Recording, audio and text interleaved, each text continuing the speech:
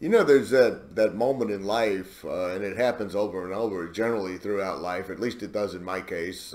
Even now, at 44 years old, I have these little eureka moments when it comes to how the world actually operates, and I think to myself, well, everything they told me about how that works turns out not to be actually true at all.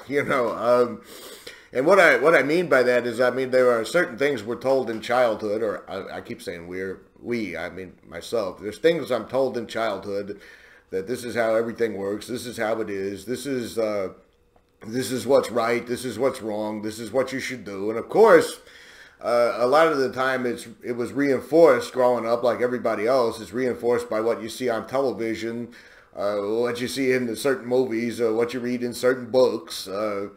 There are certain things. Tell you a little funny story here. I remember the old black and white film called Mr. Smith Goes to Washington. I laughed about this for days after it happened when I was a little bit older.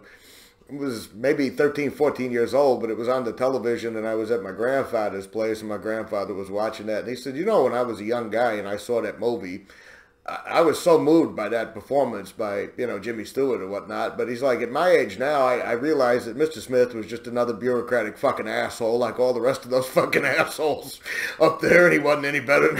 But it's kind of like a death of idealism type moment that I think kind of comes with older age.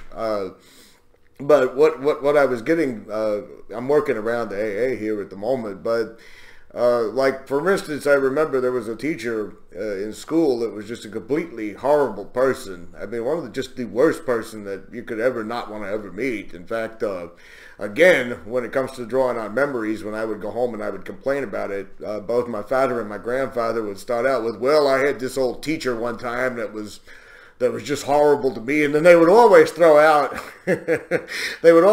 afterward, he or she they're probably dead by now anyway. And this particular teacher, I was just about to say that in this particular video. I was about to say, and he's probably dead by now anyway, but he was horrible. He's one of the most horrible people that I believe I could have ever encountered. I literally wanted to throw up before I'd go and sit in his math class. But somewhere along the way, I remember I was told by a bunch of people, well, the reason he's like that, the reason he's a big hard ass, the reason he's such a tough guy to everybody, really just a bully is all he was, is because he wants you to learn, he wants you to excel, he wants you to succeed. And looking back on it now, I haven't thought about the guy in years, but looking back on it now, I can say to myself, honestly, no. He didn't want me to succeed at anything. He didn't want me to do well in the fucking algebra thing. He didn't want none of that. He was just a fucking mean, cruel, abusive, bullying asshole. And that's all there was to it. It was kind of like this particular gym coach I had one time. I wasn't playing a sport, but it was in my, gym classes. And he was one of these people, he'd make everybody exercise until they dropped down. He'd make, you would exercise literally until you felt like you were going to die and faint.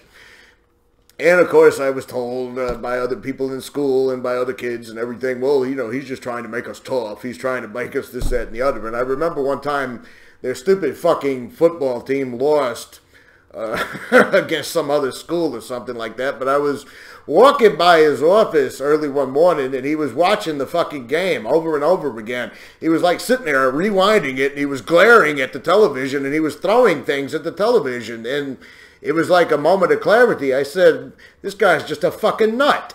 Okay? He doesn't care anything about any of us. He's a fucking idiotic moron that somehow has this job, probably because he's sadistic and just gets his rocks off by making all these boys around him exercise till they fall out. He's a fucking Looney Tune, But I've noticed that there is a type of negative reinforcement around, and it's built kind of almost subtly in society, that when someone's being a really hardcore asshole towards you that's in a position of authority over you, that they're doing it because they somehow secretly got your best interest at heart, that they're actually being a tough boss to bring out the best in you. Or it's like all these fucking assholes that'll say, oh, I love that movie Full Metal Jacket, that sergeant, that sergeant's really, that's what, he was doing his fucking job. No, you love the movie Full Metal Jacket because you think you're the badass sergeant.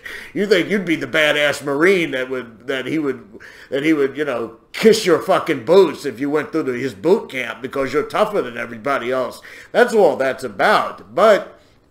And I'm leading the AA here. This is not without purpose what I'm doing here, but I was thinking about somehow subtly, like I said, at a younger age with programming, I kind of had developed this idea, and I've seen it with other people that have the same idea, that because somebody in authority is some kind of a fucking asshole, or somebody in authority is some kind of tyrant, that somehow or the other there's a method for that, or there's a reasoning or a purpose behind what they're doing.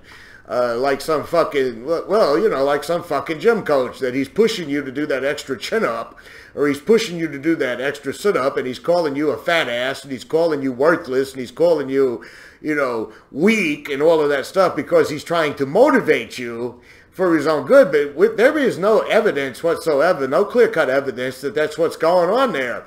Guy could just be a fucking twisted, perverse sadist that just gets his jollies off by seeing you suffer, that gets happy off of seeing your self-esteem broken, that makes you, that's just high off of the fact that you might go home and feel too embarrassed to look in the mirror after they're done humiliating you.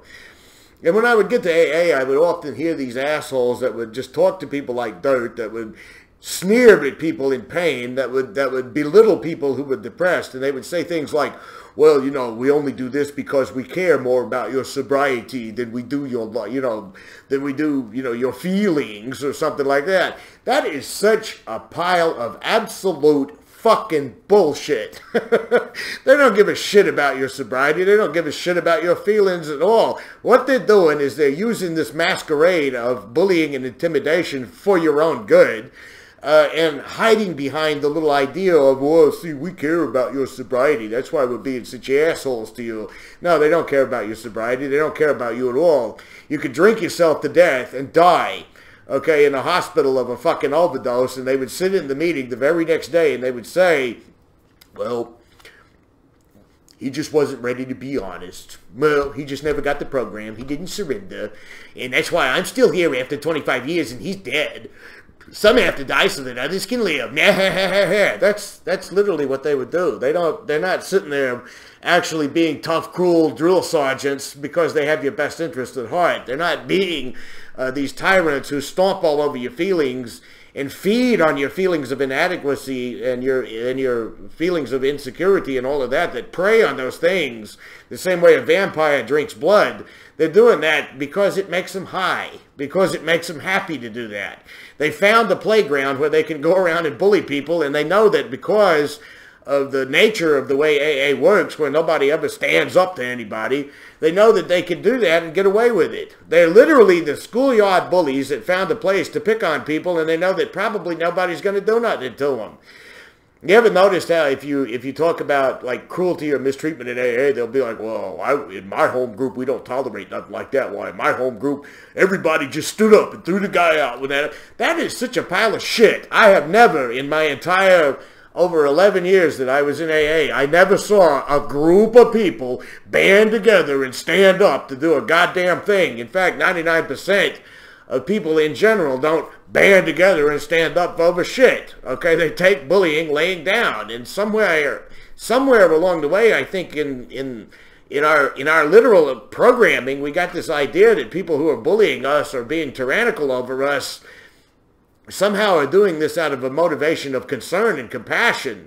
But there is, that's actually patently false. I never saw any evidence of that. I've never seen any evidence that the cruel AA old-timer that's lording it over on you, that's sneering at you when you're sad and depressed and heartbroken, is doing that for any other reason other than for the fact it makes them kind of feel important. It makes them feel smug. It makes them feel superior to do that to people. But they're not doing it for your own good, because anybody who's been in AA for a long period of time, like I was in AA I was in AA over a decade. you're bound to realize at some point that AA is nothing but a revolving door of people, okay? And a whole bunch of new people will come in one week, and they'll be there for a couple of months, and they'll be in all the meetings, and they'll be getting called on, and they'll be doing the sharing, and they'll be doing the talking, and they'll be making the coffee, and then they'll be gone. And then a couple of months later, it'll be a completely fresh crowd of faces. The only thing that really stays the same in the AA meetings with any consistency are the people that was like myself, who kept getting drunk and kept going to meetings for whatever bizarre, weird reason that was, or the old-timers that are running the thing. Everybody else is just, it's a very transitional society. So, you know, you can keep in the back of your mind that when they're bullying you like this, they know that you're probably nothing more than a temporary distraction to them that will probably be gone in a few months. If you're not gone in a few months, then you'll be one of the elite club, and you'll get to get called on, and you'll get to, in turn, bully and intimidate and treat other people like garbage, like that's some kind of divine right bestowed on you because you haven't had a drink in X number of months or years.